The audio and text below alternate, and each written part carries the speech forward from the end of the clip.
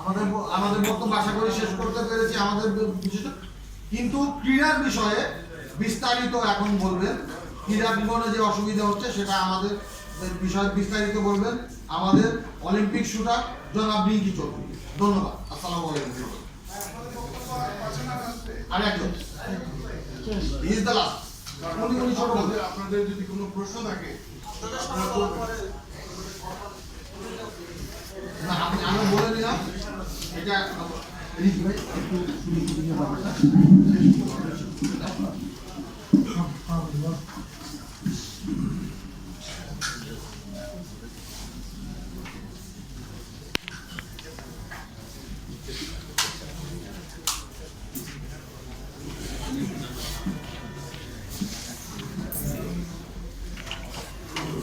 ধন্যবাদ জুয়েল ভাই, গ্রুপে রাশিদ ভাই শুরু করেছিলেন, জুয়েল ভাই শেষ করলেন।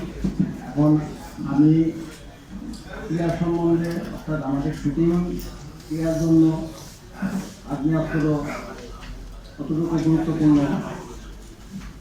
এই ব্যাপারগুলো নিয়ে একটু কথা বলবো। আসলে শুটিং ক্রীড়া মানেই রাইফেল পিস্তল বন্ধু, এটা ছাড়া এই ক্রীড়া সম্ভব না। আপনারা সবাই জানেন আমাদের শুটিংয়ের যে পারফরমেন্স ছিল আপনারা সবাই জানেন, 90 দশক থেকে শুরু করে যেই উদ্যোগতি ছিল আমাদের সেটা আস্তে আস্তে এখন নিচের দিকে, এমনকি কোনো সাবজেক্ট পর্যন্ত কোনো পদক এখন আসছে না।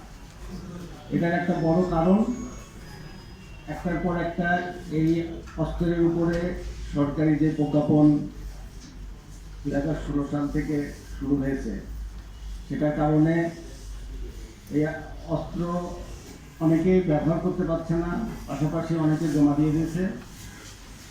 যার কারণে এর ইফেক্টটা আমাদের শুটিং ক্রীড়ার উপরে পড়ছে।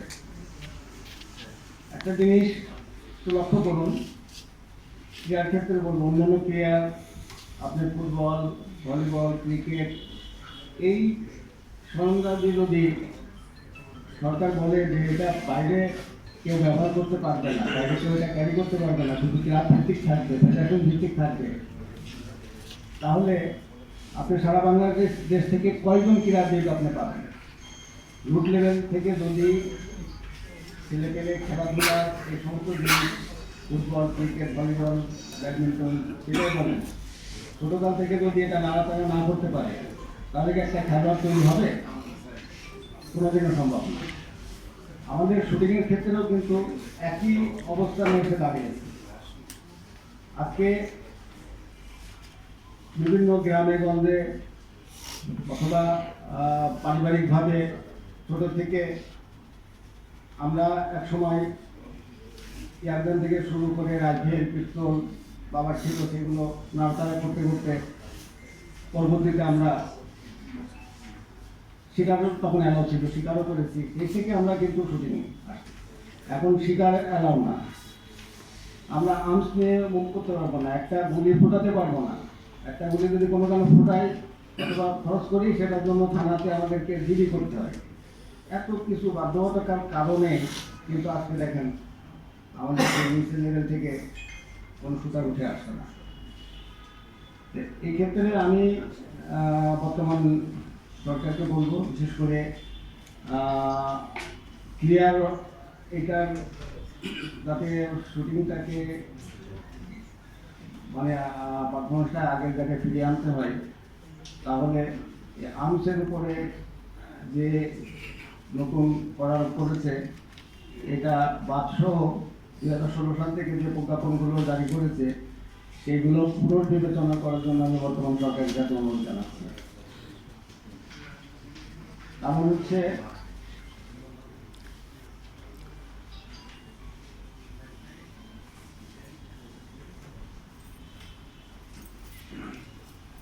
আপনার আমাদের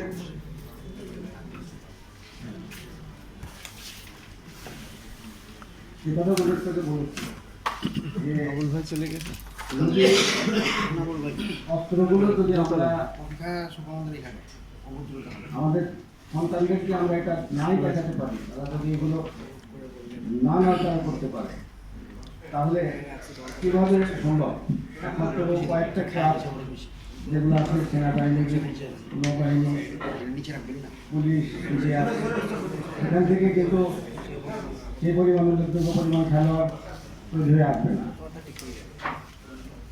আপনি খায় রাখছেন যে হয় না আপনি রাখবেন যে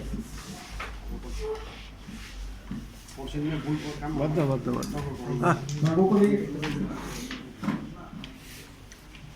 বাংলাদেশের এই শুটিং ক্রীড়াটাকেও বাঁচানোর জন্য আমি বলবো যে আপনারা এই বর্তমান সরকার এই নিয়মের আইনটাকে পুনর্বিবেচনায় রাখবেন।